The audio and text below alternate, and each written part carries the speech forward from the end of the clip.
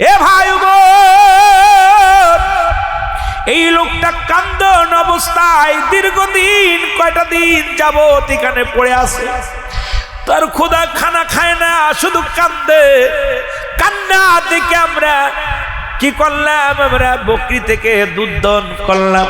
এটা একটা পাতিলের মধ্যে নিয়ে ওনার হাতের মধ্যে দিলাম।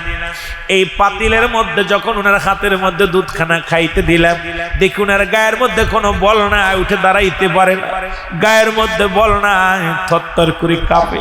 আমরা একটু বকরি থেকে দুধ দন করে ওনাকে দিলাম। ওনার চোখের পানিগুলো পড়ে দুধের মধ্যে পানি পড়তে লাগলো। উনি এমন কান্না কাঁদতেছিল, ওই পাতিলের মধ্যে চোখের পানিগুলো ঝরঝর করে পড়তেছিল। জোরে জোরে চিল্লায় বলা যাবে না আল্লাহু আকবার। আমার নবী চোখের পানি ডাকছে, ডাকতে বলে সাহাবীরা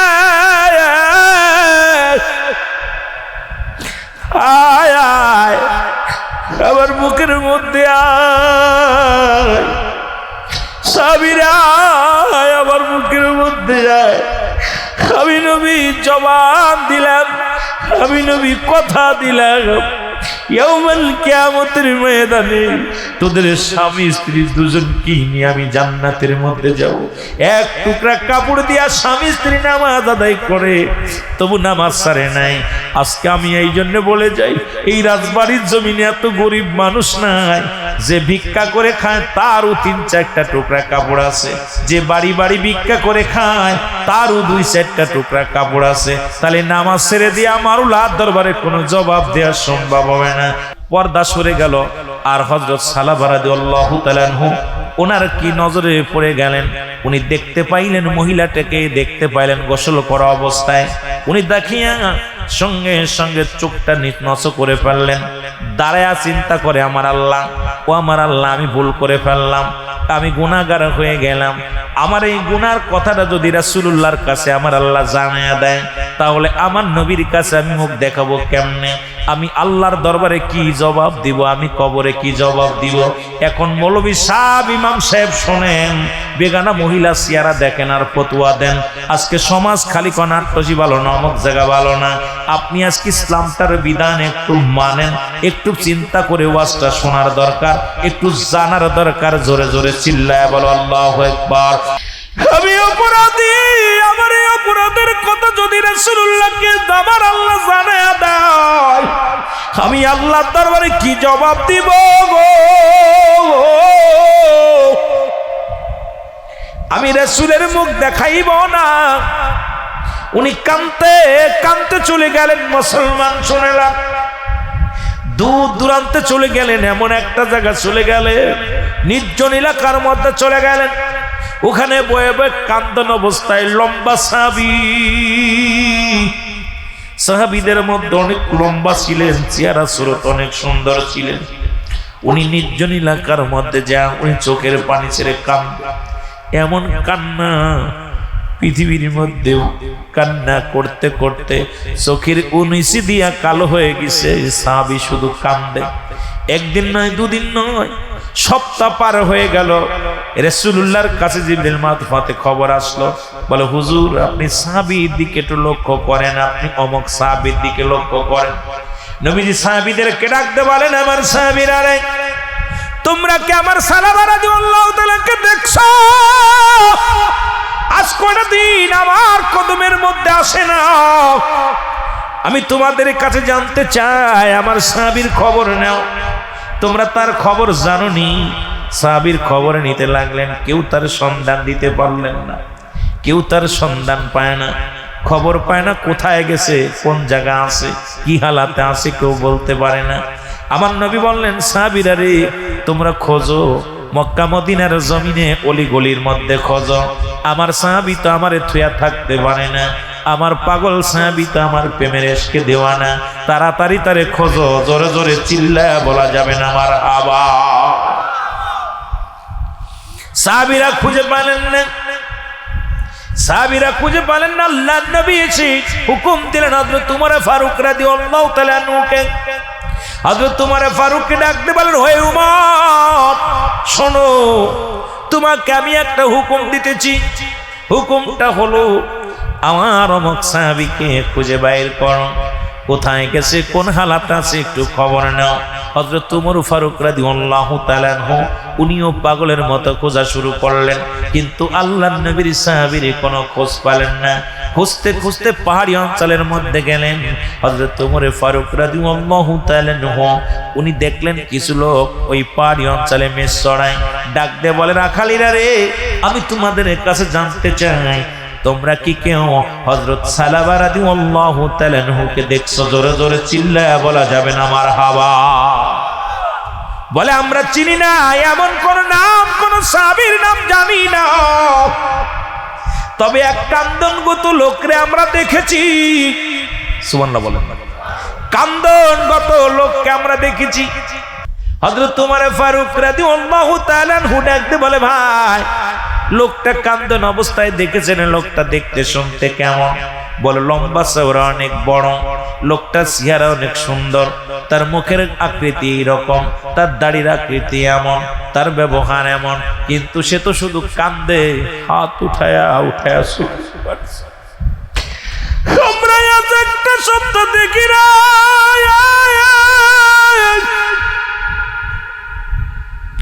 হে ভাই,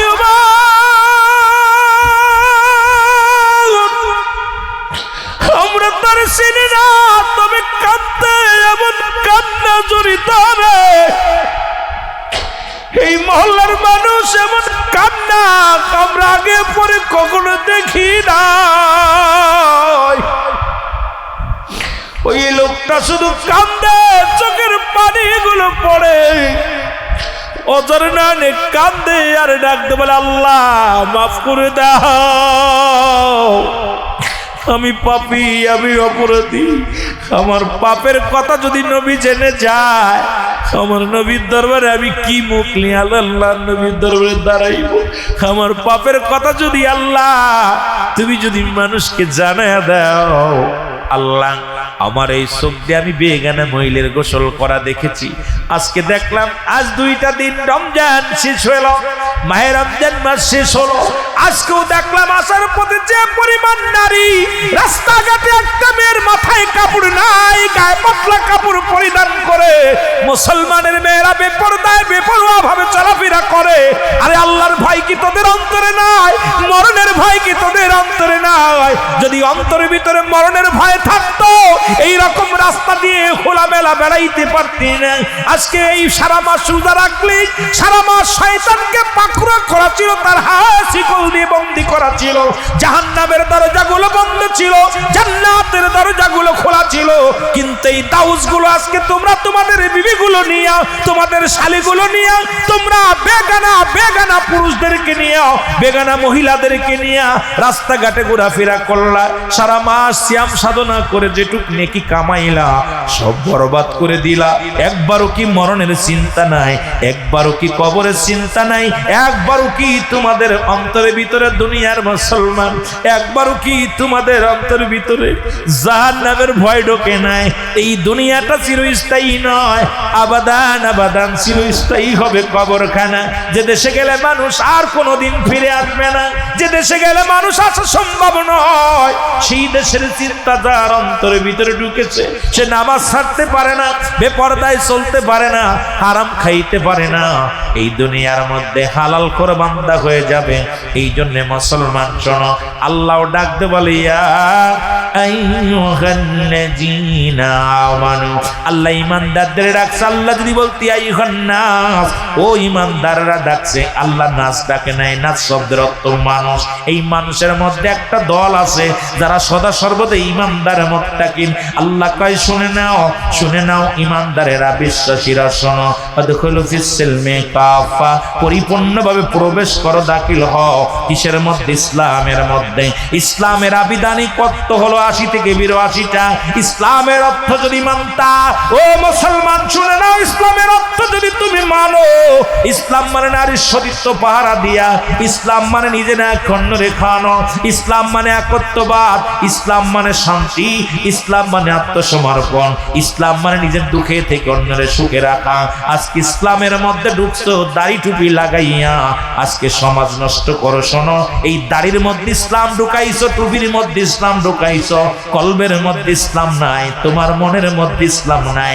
এই জন্য ইমানি জজবা নাই।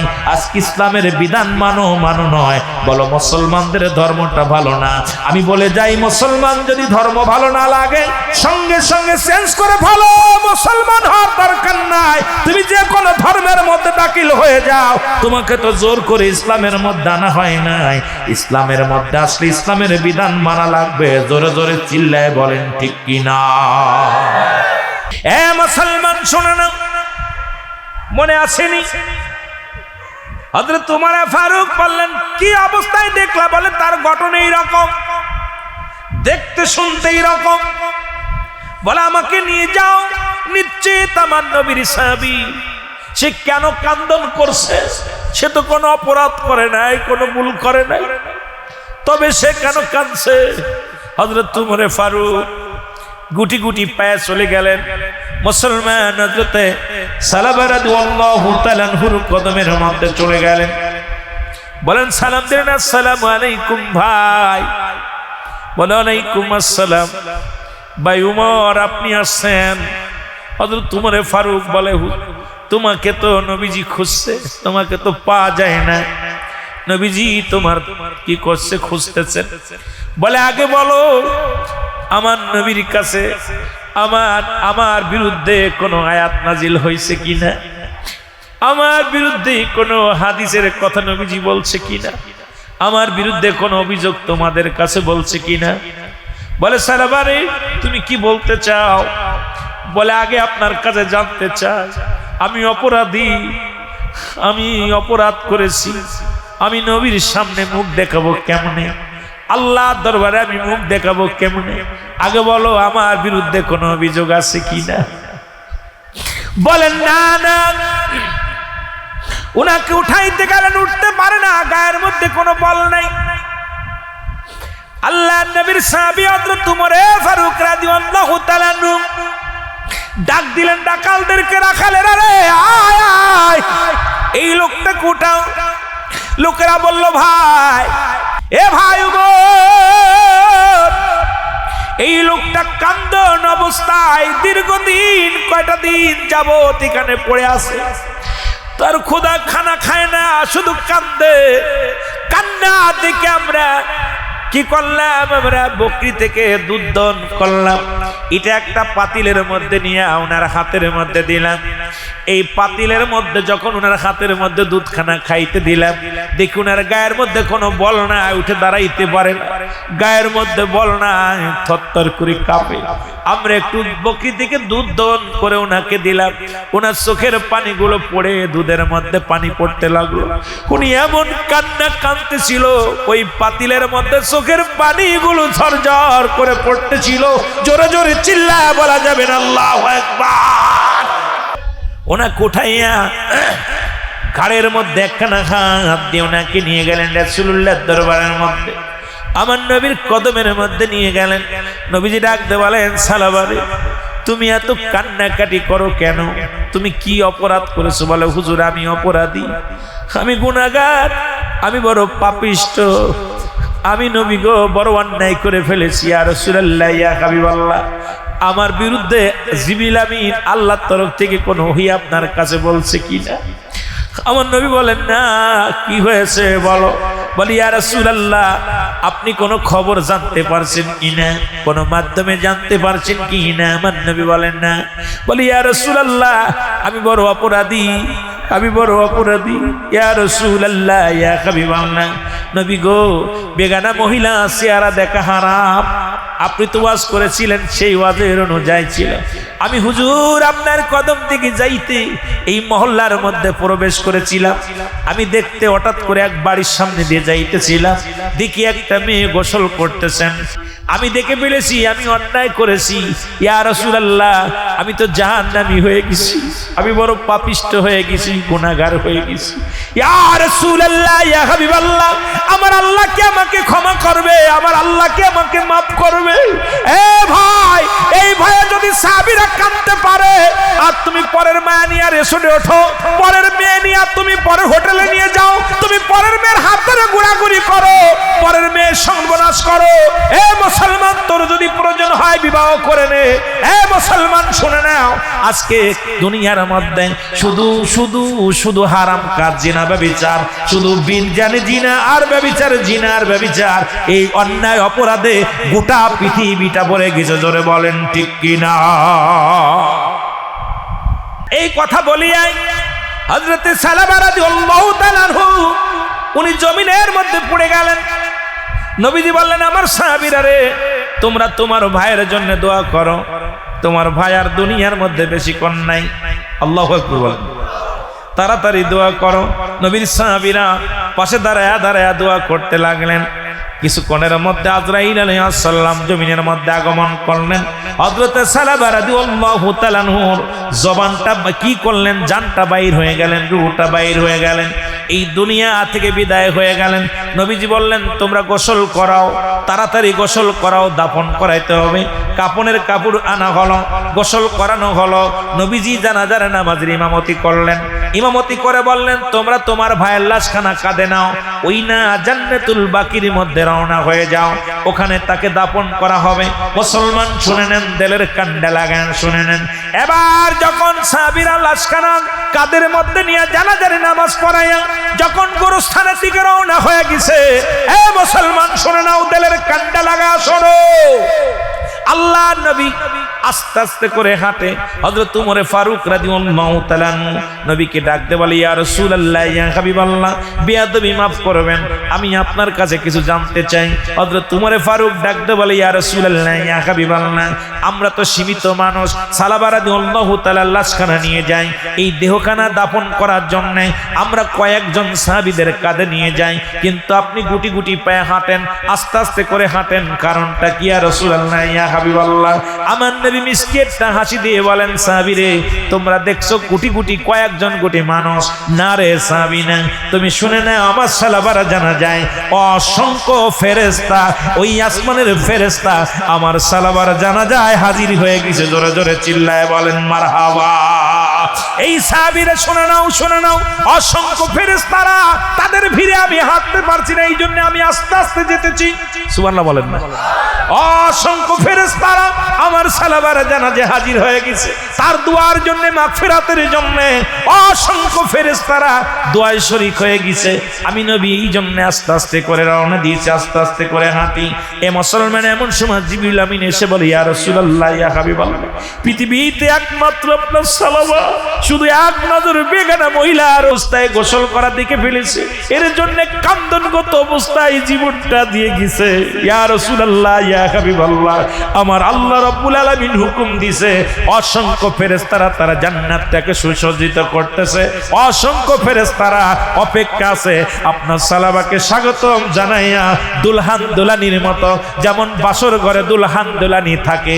ইয়া রাসূলুল্লাহ, ইয়া হাবিবাল্লাহ, আপনার প্রিয় সাহাবীকে ওই জান্নাতি ফেরেশতারা অপেক্ষা আছে, কখন তারে নিবে, সবাই অপেক্ষা আছে। ইয়া রাসূলুল্লাহ, ইয়া হাবিবাল্লাহ, সবাই তাকে দেখে আনন্দ পায়। ইয়া রাসূলুল্লাহ, ইয়া হাবিবাল্লাহ, যে ব্যক্তি ইসলামকে এত ভালোবাসতো, ইয়া রাসূলুল্লাহ, পাপকে এত ভয় করত, পৃথিবীর মধ্যে আপনার সাহাবীদের মধ্যে এমন কজন আছে? ইয়া রাসূলুল্লাহ, ইয়া হাবিবাল্লাহ, আমরা বড় আশ্চর্য হয়ে গেছি।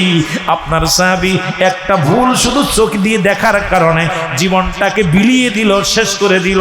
এত ভয়, এত মহব্বত, এত আন্তরিকতা ইয়া রাসূলুল্লাহর কারণে আমার আল্লাহ একটা নয়, দুটি নয়, আল্লাহ তাআলা 8টা জান্নাতি দরজা খুলে রাখছি ইমানদারদের জন্য, যেমন খুলে রাখছে আল্লাহ নিজেই তো ঘোষণা করেন, বিসমিল্লাহির রাহমানির রাহিম। মুদ্দাতুনিল মুমিনিন। আল্লাহ কয় মুমিনদের জন্য, মুত্তাকিনদের জন্য একটা নয় দুটি নয় 8-8টা জান্নাত প্রস্তুতি করে রাখছে।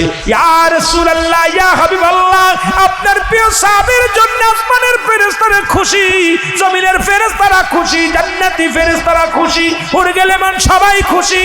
ইয়া রাসূলুল্লাহ, ইয়া হাবিবাল্লাহ, তাকে স্বাগতম জানাইয়া জান্নাতে নেওয়ার জন্য অপেক্ষা আছে। জোরে জোরে বলেন মারহাবা।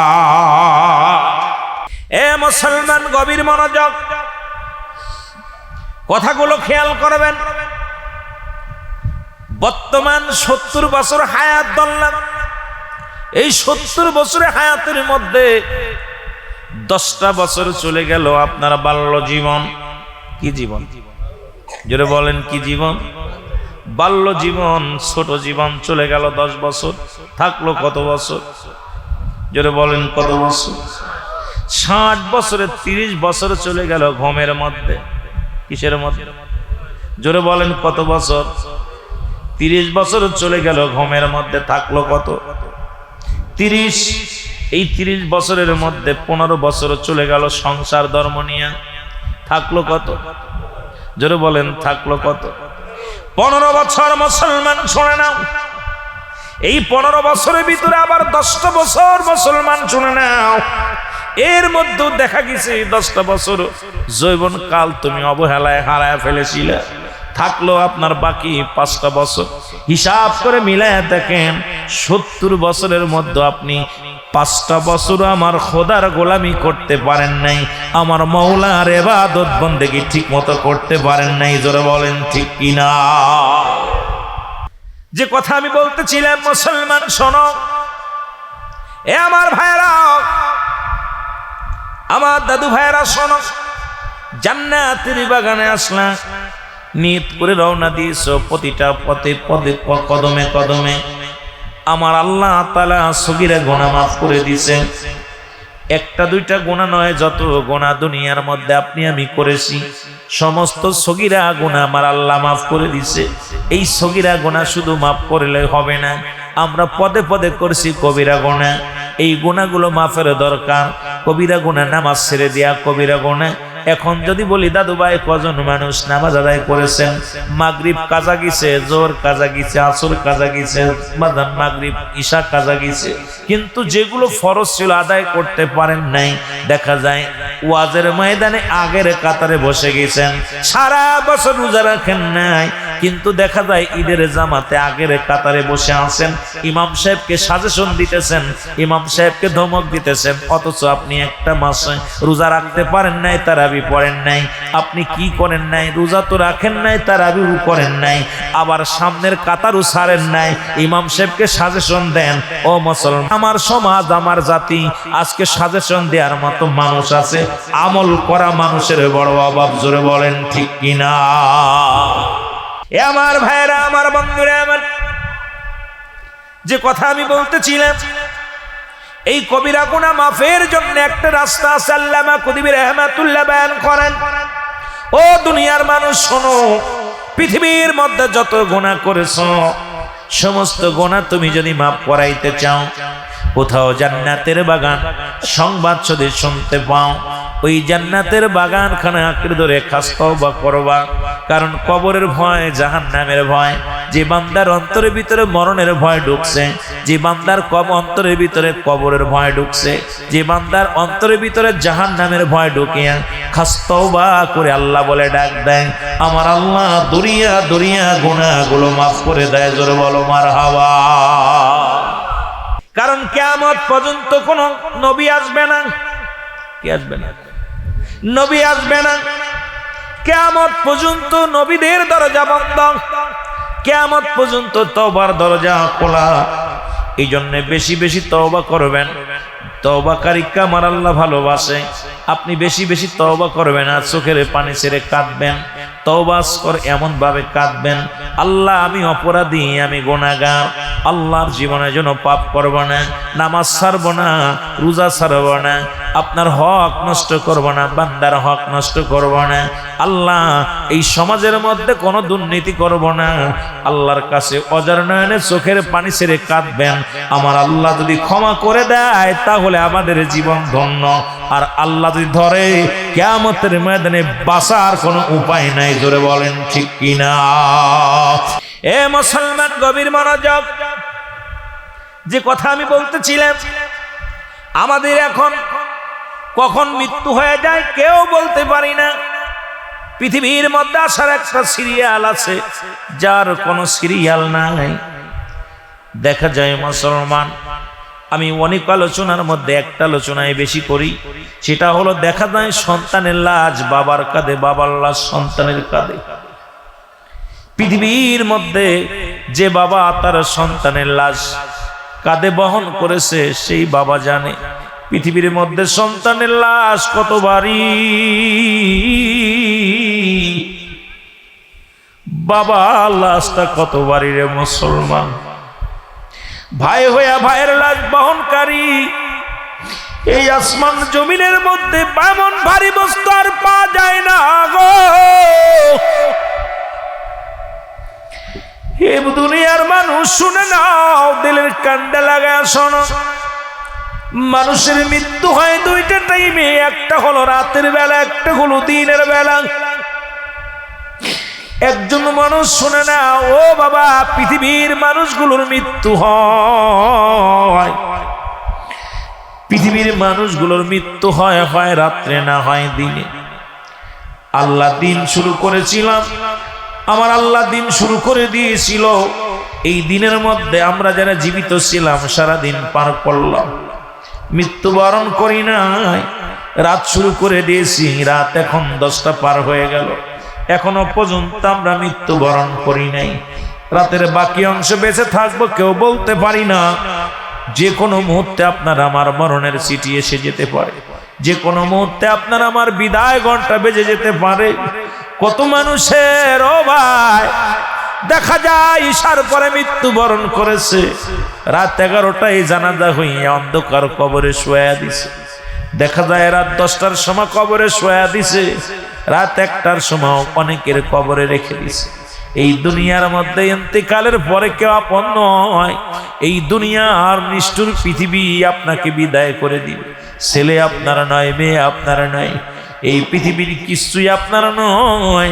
এই জন্য বেশি বেশি আমল করবেন। আমল নামা নিয়ে যদি আপনি কবরে যেতে পারেন, আপনার জীবন হবে ধন্য। জোরে জোরে বলেন ঠিক কিনা? যে কথাগুলো বলি তেলের কান্ডা লাগে শোনবো। আল্লাহ রাত শুরু করেছে নামাজ দিয়া, দিনও শুরু করেছে নামাজ দিয়া, ঠিক কিনা? রাতের শুরু হলো মাগরিব। কথাগুলো বলতে যায় একটু বোঝাইতে যে একটু পাশে গেলাম মুসলমান। মাগরিবের 2 রাকাত 3 রাকাত ফরজ নামাজ তুমি আদায় করলা, তুমি আল্লাহর গোলাম হয়ে গেলা। তোমার রবকে তোমার আল্লাহ হুকুম পালন করবো আমার আল্লাহ। এখন এবার 2 রাকাত সুন্নাত নামাজ তুমি আদায় করলা। রাতের মধ্যে যদি তোমার মৃত্যু হয়, তোমার মরণটা হবে আমার আল্লাহর গোলাম রাসূলের প্রেমিক। এখন যারা নামাজের ধারেই যান নাই, কেমনে আল্লাহর প্রেমিক হতে চান, কেমনে রাসূলের প্রেমিক হতে চান? নামাজ যার নাই, একমাত্র মুসলমান কাফেরদের মধ্যে পার্থক্য হলো নামাজ। নামাজ মুসলমানেরা ধরে, কাফেররা ছেড়ে দেয়। জোরে বলেন ঠিক কিনা? কাফেররা নামাজ ছেড়ে দেয়, মুসলমান নামাজ ধরে। তাহলে আপনার রাত্রে যদি মৃত্যু হয়, হুকুম পালন করলেন না আমার আল্লাহ, আপনি কেমন মুসলমান? যেহেতু মুসলমান নামাজ ধরে আপনি ছেড়ে দিয়েছেন, তাহলে আপনি মুসলমানদের মধ্যে নাই, মুসলমান থেকে খারেজ হয়ে গেছেন। ঠিক কিনা? কত বলেন ঠিক কিনা? এবার রাতের শুরু চলে গেল, দিনের শুরু হলো। দিনের শুরু হলো মুসলমান ফজর। ফজরে 2 রাকাত সুন্নাত নামাজ তুমি আদায় করলা, তুমি আমার রাসূলের প্রেমিক হয়ে গেলা।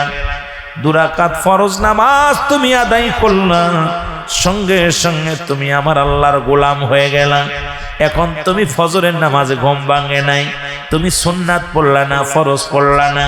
1 নাম্বার রাসূলের অনুগত হও নাই, আল্লাহর অনুগত হও নাই। তুমি কেমন মুসলমান? দিনও শুরু করেছে আল্লাহ নামাজ দিয়া, রাতও শুরু করেছে নামাজ দিয়া। সেই নামাজের গুরুত্ব এখন মুসলমানদের মধ্যে নাই। আজকে নামাজের ওয়াজ করার দরকার ছিল বেঈমান কাফেরদের মধ্যে, নাস্তিকদের মধ্যে, কিন্তু নামাজের ওয়াজ এখন মুসলমান হয়ে মুসলমানদের দিতে হয়। এর চাইতে লজ্জার থাকতে পারে না, জোরে বলেন ঠিক কিনা? যে ব্যক্তি 5 ওয়াক্ত সালাত নামাজ সময় মতো মতো আদায় করতে পারবে, আমি নবী তার হাত ধরে জান্নাতে নিয়ে যাব। আপনারা সবাই এই ওয়াজটা জানেন, তবু একটু বলে যায়, আমার নবী ওয়াদা করলেন আমি হাত ধরে জান্নাতে নিয়ে যাব। নবীর এক সাহাবী ছিলেন সবচাইতে গরিব সাহাবী, নাম হলো আব্দুল্লাহ আনসারী। নাম কি? জোরে বলেন, নামটা কি? আব্দুল্লাহ আনসারী। আপনাদের হুলাইলের জমিনে এত গরিব নাই, বালিয়াকান্দির জমিনে এত গরিব নাই, রাজবাড়ির জমিনে এত গরিব নাই।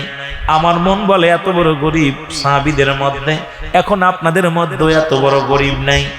এই সাহাবী বাড়ি যায় ওয়াজ করে, বিবি কয় স্বামীর এত দেরি হলো কেন? ওয়াজ শুনে আসতে নবীর কাছ থেকে আসতে নামাজ আদায় করে, ইশার সালাত আদায় করে নবী সাহাবীদেরকে নিয়ে বসতেন, সাহাবীদেরকে নিয়ে আলোচনা শোনাইতেন। নবীজি বললেন, নবী সাহাবীদেরকে উদ্দেশ্য করে ওয়াজ করলেন, আর ওয়াজটা সাহাবী বাড়ি নিয়ে গেছে। আমাদের বক্তারা তো ওয়াজ করি, শ্রোতারা এখন বাড়ি নেয় না, শ্রোতারা এখানেই দাফন করে দিয়ে যায়। কিন্তু আব্দুল্লাহ আনসারী বাড়ি নিয়ে গেছে ওয়াজটা। বিবি বলে, স্বামীর এত দেরি হলো কেন? বলে, বিবি রে, নবীজি ওয়াজ করছে যদি কোনো ব্যক্তি 5 ওয়াক্ত সালাত সময় মতো ওক্তি মতো আদায় করতে পারে, আমি নবী তার হাত ধরে জান্নাতে নিয়ে যাব। বিবি ডাকতে বলে, স্বামী আপনি আল্লাহর নবীর হাত ধরে জান্নাতে যাবেন। আমি আপনার বিবি, আপনার কাছে একটা মাত্র দাবি, বাড়ি চাই না, ঘর চাই না। আজকাল আমাদের বিবিরা তো শাড়ি চায়, কত কাপড় চায়। ঈদের রোজার মাস চলে গেল, ঈদুল ফিতরের মুসলমান আদায় হয়ে গেল, কত জিনার কাজ করেছে। আমি একটু পরে আলোচনার মধ্যে ডুব দিব, দিলের কান্ডা লাগায় শুনবেন। কিন্তু আব্দুল্লাহ আনসারীর বিবি ডাকতে বলে, স্বামীরা আমি কিচ্ছু চাই না, বাড়ি চাই না, গাড়ি চাই না, কোনো অলংকার চাই না। আপনার কাছে শুধু একটা দাবি করব, আমিও যেন সময় মতো ওক্ত মতো সালাত আদায় করতে পারি। আপনি রাসূলুল্লাহর সঙ্গে জান্নাতে যাবেন, আপনি আমাকে একটু সুযোগ করে দিবেন, আমিও যেন আল্লাহ নবীর সঙ্গে জান্নাতে যেতে পারি। জোরে বলেন মারহাবা। আমার ভাইরা, আমার বন্ধুরা, আমার সাহাবী কিন্তু নামাজ ছাড়ে নাই। একদিন নয়, দুদিন নয়, কয়েকটা দিন নবী সালাম ফিরায়া দেখে, সাহাবী দেখতে পায় না। নবী বলেন, আমার সাহাবীরা রে, আমার অমুক সাহাবীকে আমি আজ কটা দিন দেখি না, লক্ষ্য করলাম দেখা যায় না। সাহাবীরা বলে, ইয়া রাসূলুল্লাহ, ইয়া হাবিবাল্লাহ, নিশ্চিত ওই সাহাবী কোন দুনিয়ার প্রেমে পড়ে গেছে, নিশ্চিত কোন দুনিয়ার কোন লোভ লালসার মধ্যে পড়ে গেছে। আমার নবী কয়, না না, আমি নিজেই যাব, সাহাবীর বাড়ি যাব, আমি খবর নিব। আল্লাহর নবী চলে গেলেন সাহাবীর বাড়িতে, সালাম দিলেন, আসসালামু আলাইকুম ইয়া আহলাল বাইত। একবার নয়, দুবার নয়, 3-3বার সালাম দিলেন। কোন মুসলমানের বাড়িতে গেলে একবার নয়, দুবার নয়, সালাম দিতে হবে। সালামের জবাব যদি না পাও, ওই বাড়িতে ঢোকার কোনো হুকুম নাই, প্রবেশ করার হুকুম নাই। এখন একটা বাড়ি সালাম নাই, পর্দা নাই। মুসলমানের বাড়িগুলোর মধ্যে বেপরদা, মুসলমানদের বাড়ির মধ্যে কোনো বাদান এখন কি নাই। যদিও ডাক দেন, ভাই অমুক ভাই, হিলাল ভাই বাড়ি আসেননি? হিলাল ভাইয়ের বউ এসে কয়, কে গো? কয়, আমি তো অমুক মিয়া। কয়, ভাইজান আপনার ভাইজান বাড়ি নাই। আরে ভাবি, আপনারা তো ডাকি নাই, ডাকছে হিলাল ভাইরে সালাম দিছে, আপনি কেন সামনে আসলেন? ইসলামের বিধান সব ভুলে গেছি, জাহান্নামের একদম দ্বারের প্রান্তে পৌঁছে গেছি। জোরে বলেন ঠিক কিনা? আল্লাহর নবী ডাক দিয়ে বলে, আনসারী রে, আমি 3বার সালাম দিলাম, তুমি 3বারই উত্তর দিলাম, তার মানে আর বুঝতে বাকি নাই, তুমি সালাম শুনেছিলা, উত্তর দাও নাই। সাহাবী বলে, ইয়া রাসূলুল্লাহ, ইয়া হাবিবাল্লাহ, আমি সালামের জবাব দিলাম, কেন উত্তর দিই নাই? কেন উত্তর দিই নাই এর জবাব আমি দিতে পারবো না। নবী গো, কেন আমি উত্তর দিই নাই? যদি আপনি আমার বাসায় যেতেন আর একবার আমার ঘরে যেতেন তাহলে আমি বলতে পারতাম। নবী বলে চলো। সুবহানাল্লাহ বলেন। কেমন নবী দেখছেন? আমি যাবো না, চলো যাই। আহা, রহমতের নবী। নবীজি গেলেন, আব্দুল্লাহ আনসারী যায় দরজা খুলে দিলেন। দরজাটা যখন খুলে দিচ্ছে নবীজি দেখতে পাইলেন ভিতরে বিশাল একটা গর্ত খোঁড়া। নবীজি বলেন, আনসারী রে, এত বড় গর্ত কেন? ঘরের মধ্যে এত বড় গর্ত কেন? বলে, নবী গো, যখন আপনি আমারে সালাম দিয়েছিলেন তখন আমি কাপড়বিহীন এই গর্তের মধ্যে বসা ছিলাম। ইয়া রাসূলুল্লাহ, ইয়া হাবিবাল্লাহ। নবী বলেন, কি বলতে চাও? বলে, সাহাবীরে কি বলতে চাও? নবী বললেন, সাহাবীরে কি বলতে চাও? সাহাবী বলে, ইয়া রাসূলুল্লাহ, ইয়া হাবিবাল্লাহ, ইয়া মায়ার নবী, এই জন্য আমি উলঙ্গ অবস্থায় বসেছিলাম। আপনি ওয়াজ করলেন যে ব্যক্তি 5 ওয়াক্ত নামাজ, 5 ওয়াক্ত সালাত সময় মতো ওক্ত মতো আদায় করতে পারবে, আপনি তার হাত ধরে জান্নাতে নেবেন। এই ওয়াজটা আমি বাড়ি এসে করি। ইয়া রাসূলুল্লাহ, ইয়া হাবিবাল্লাহ।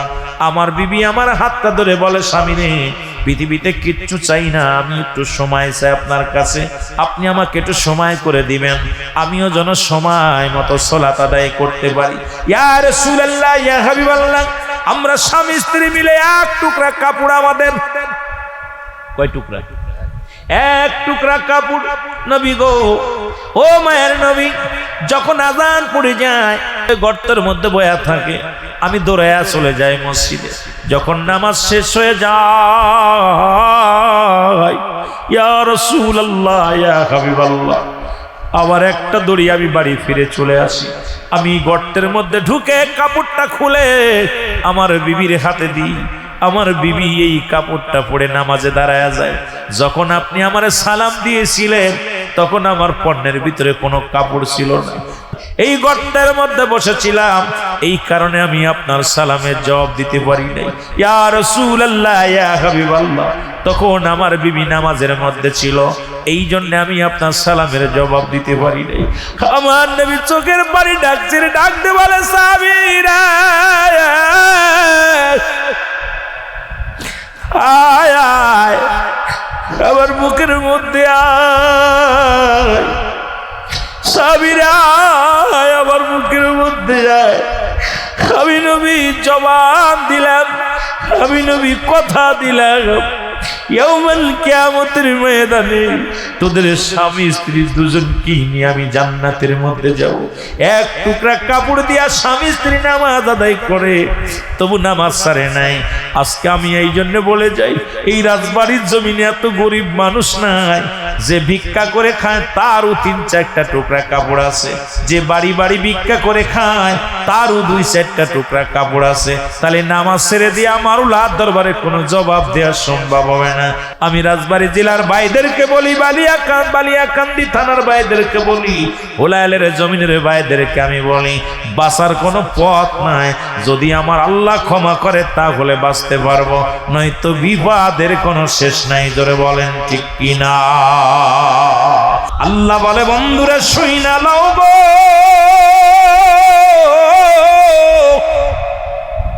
আল্লাহ বলে, বান্দার এই জমিনটা আমি রাখবো না,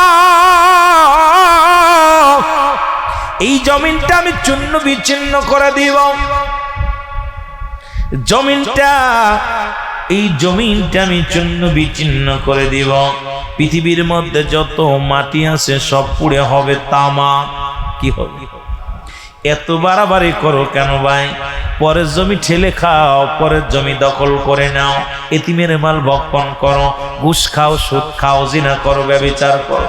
কার জন্য এত বাড়াবাড়ি করো? কার জন্য সুদ খাও? কার জন্য ঘুষ খাও? কার জন্য তুমি, ও মুসলমান, কার জন্য তুমি টাকা লাগাও? কার জন্য তুমি এত বাড়াবাড়ি করো রে মুসলমান? আল্লাহ কয়, বান্দারে এই জমিনটা আমি রাখবো না, জমিনটা আমি চূর্ণ বিচ্ছিন্ন করে দিব।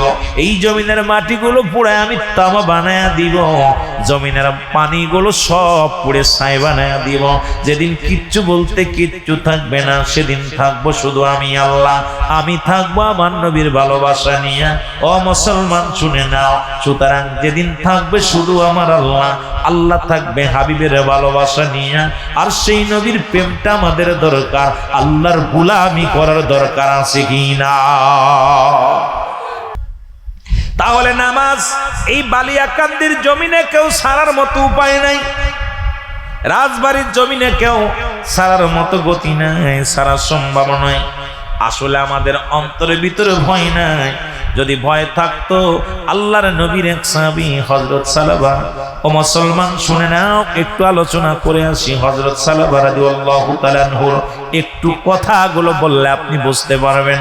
আল্লাহর নবীর একজন প্রিয় সাহাবী ছিল মুসলমান, হঠাৎ করে আবার একটু দূরে চলে গেলাম।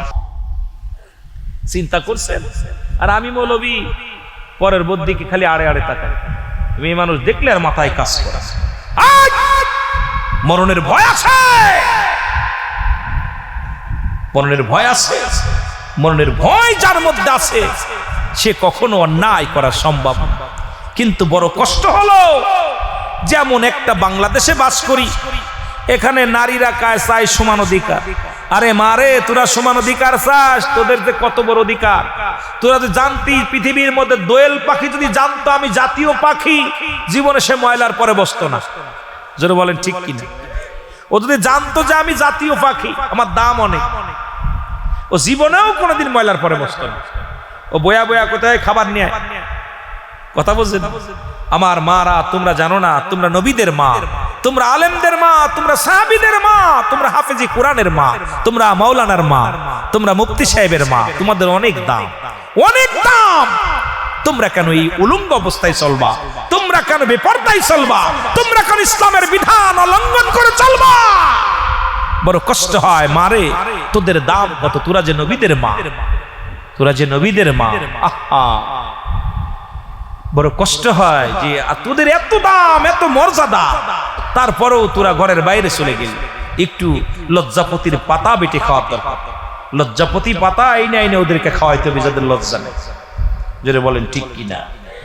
আরো জোরে বলেন আল্লাহু আকবার। একটু মহব্বতের সঙ্গে দুরূদ শরীফ পড়েন। আল্লাহুম্মা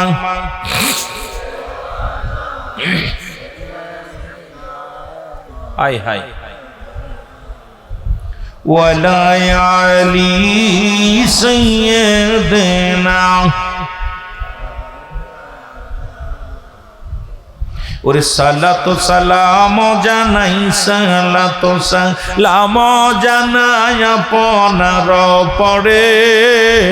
ও নবী গো, আমরা গুনাহগার, বলেন আমরা গুনাহগার গো নবী, আমরা গুনাহগার, বলো আমরা গুনাহগার।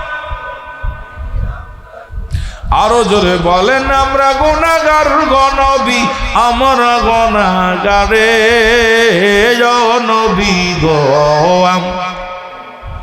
সালাতু সালাম জানাই, সালাতু সালাম জানাই আপনার পরে। ও নবী গো, ও নবী, ও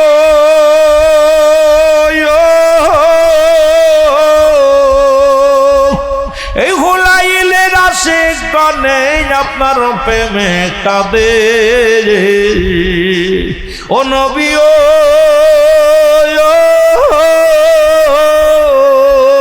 এই বালিয়াকান্দির আশিক গনে আপনার প্রেমে কাঁদে। দেখা দাও গো দয়াল নবী, দেখা দাও গো দয়াল নবী, একটি বার আমারে ও নবী গো। আরো জোরে বলেন আমরা গুনাহগার গো নবী, আমরা গুনাহগার, বলো আমরা গুনাহগার গো নবী, ও নবী গো। আমরা আরো জোরে সালাতু সালাম জানাই, সালাতু সালাম জানাই আপনার ও নবী গো। ও নবী, ও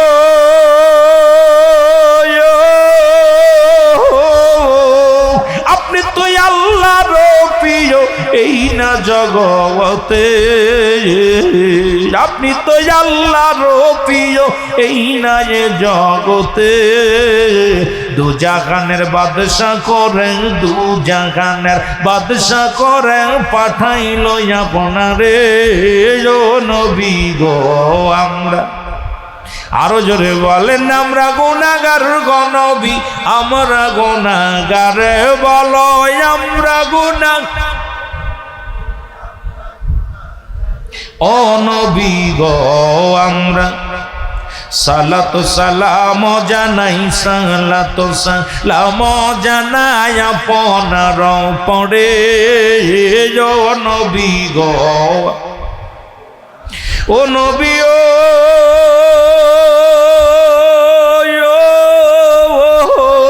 সব নবীদের নবী আপনি, রহমতের বিয়ালা ও নবী ও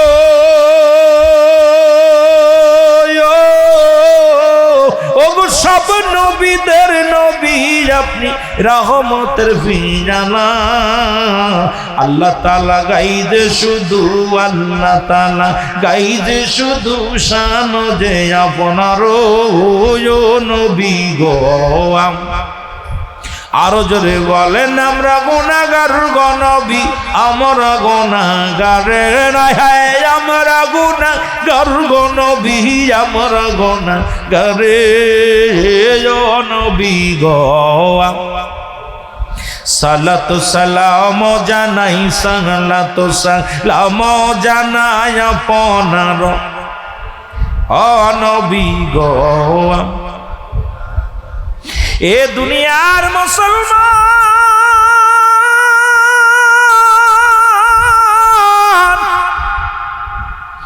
নবীর একজন প্রিয় সাহাবী, যুবক সাহাবী রে,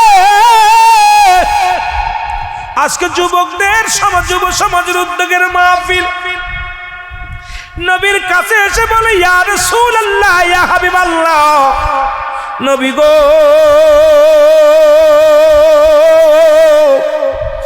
আমারে আপনি তওবা করে দেন, আমার আল্লাহ যেন আমারে মাফ করে দেয়। যুবক ভাইরা রে, আজকে মাহফিল দিছিল, একটু শুনে নাও। ও যুবক ভাইরা শোন, নবী বলে, ও আমার সাহাবী তুমি তওবা করো, আল্লাহ মাফ করে দিবে।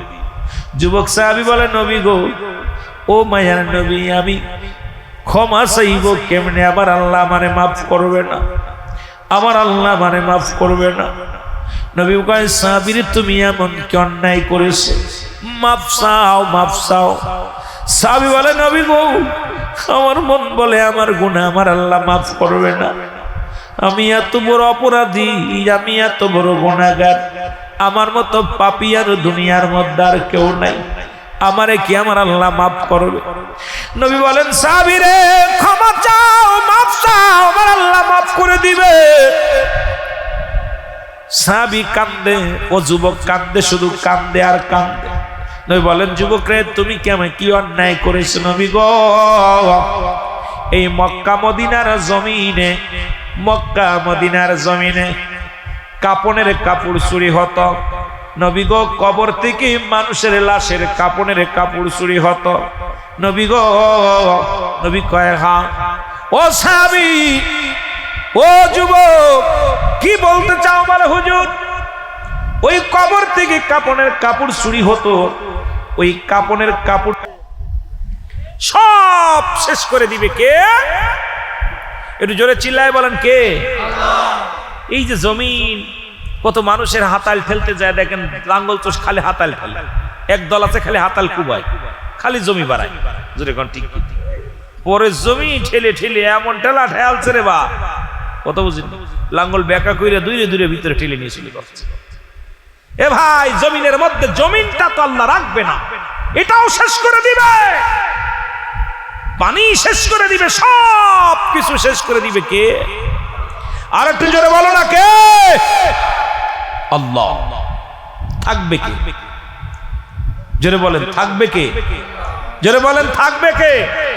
পাঠাইছে কে? মারবে কে? হায়াতের মালিক কে? সেই আল্লাহর গোলামি করার দরকার আছে কি না? আরো জোরে বলেন না, আছে কি না? বড় কষ্ট হয়, তখনই বড় কষ্ট। তুমি কেমন করে ঘুমাও মানুষ, তুমি কেমন করে ঘুমাও মানুষ ফজর করে কাজা, এমন তো হতে পারে জোহরে জানাজা।